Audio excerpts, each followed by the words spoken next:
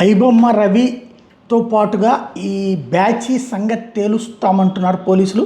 Additional CP Srinivas చెప్తున్న లెక్క ఏంటంటే సైబర్ క్రైమ్స్కి సంబంధించి ఐబొమ్మ వెబ్సైట్ని రవి మరో కంపెనీ నుంచి హోస్ట్ చేస్తున్నారు. డొమైన్ని ఎంజలా కంపెనీలో రిజిస్టర్ చేశాడు.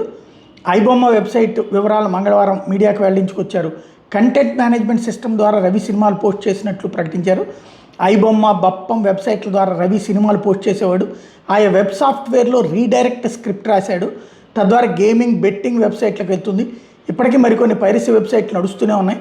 మూవీ రూల్స్, తమిళ్ ఎంబీ లాంటి పలు పైరసీ వెబ్సైట్లు ఇప్పటికీ నడుస్తున్నాయి. ఆయా వెబ్సైట్ నిర్వాహకులను పట్టుకునే ప్రయత్నం చేస్తున్నాం. ఐబొమ్మ పాపులర్ అయ్యాక దాని పేరుని చాలామంది వాడుకుంటున్నారు. సినిమా సమీక్షలకు ఆ వెబ్సైట్ పేరు వాడుకుంటున్నారు. ఇమంది రవి 20 కోట్ల వరకు సంపాదించినట్టు తెలిసింది. భవిష్యత్తులో Web3 టెక్నాలజీ రాబోతుంది. దానిపై ద్వారా పైరసీ చేస్తే పట్టుకోవడం చాలా కష్టం. ఐబొమ్మ రవి ఓవర్ కాన్ఫిడెన్స్తో ఉన్నాడు. రవి భార్య మాకు సమాచారం ఇచ్చిందని వార్తల వాస్తవం.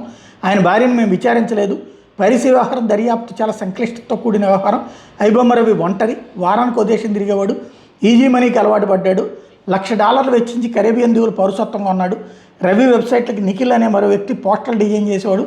మన చట్టాల ప్రకారం ఇక్కడ విదేశీయులు నేరం చేసి ఉంటే అది నేరమే. నేరగాళ్ల అప్పగింతపై మనకు పలు దేశాలతో సంబంధాలు ఉన్నాయంటూ చెప్పుకొచ్చారు.